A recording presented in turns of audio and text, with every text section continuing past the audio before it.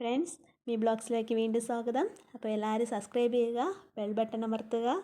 അപ്പം നമുക്ക് നമ്മുടെ വീഡിയോയിലേക്ക് പോവാം. ഇന്ന് ബനാന കൊണ്ടൊരു ദോശ ഉണ്ടാക്കാം.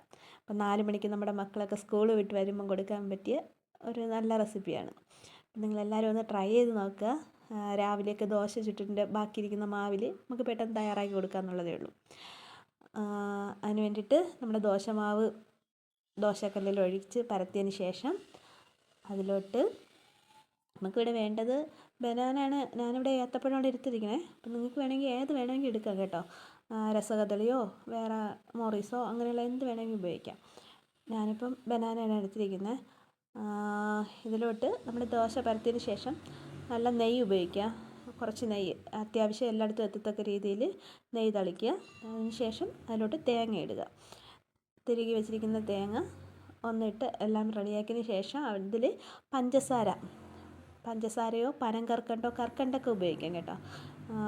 ഇല്ലെങ്കിൽ ശർക്കര ഉപയോഗിക്കാം. അപ്പോൾ അതൊരു മധുരത്തിന് വേണ്ടിയിട്ടാണ്. പിന്നെ അതിൻ്റെ പുറത്ത് എല്ലാ സൈഡും ഫില്ല് ചെയ്യണ്ട. ഈ നമ്മൾ ചെറുതായിട്ട് അരിഞ്ഞ് വെച്ചിരിക്കുന്ന ബനാന ഏത് പഴമായാലും അതിന് എല്ലാ ഭാഗത്തും നമ്മൾ ലെയറാക്കണ്ട. ഒരു സൈഡ് മാത്രമായിരിക്കും നല്ലത്. അപ്പോൾ കട്ടി കൂടിപ്പോയാൽ നമുക്ക് ഇളക്കിയെടുക്കാനും മറിച്ചിടാനൊക്കെ പാടായിരിക്കും. അതുകൊണ്ട് ജസ്റ്റ് ഒന്ന് ഒരു ലെയർ ഒരു സൈഡിൽ മാത്രം വെച്ചതിന് ശേഷം അതിൻ്റെ പുറത്ത് കുറച്ചും കൂടി നെയ്യ് ഒഴിച്ചിട്ട് അപ്പുറത്തോട്ടും ഇപ്പുറത്തോട്ടും പറിച്ചിട്ട് നമുക്ക് പെട്ടെന്ന് അത് സെർവ് ചെയ്യാമെന്നുള്ളതുള്ളൂ. അതിൻ്റെ ആ ചെറിയ ചൂടിൽ തന്നെ നമുക്ക് ബനാന അകത്ത് വെന്ത് കിട്ടും. അപ്പോൾ അത് വേവില്ല എന്നുള്ള ടെൻഷനൊന്നും വേണ്ട. അത് 2 സൈഡും മറിച്ചിട്ട് നമ്മൾ വേവിക്കുമ്പം തന്നെ അത് റെഡിയാകും. എല്ലാവരും ഒന്ന് ട്രൈ ചെയ്ത് നോക്കുക.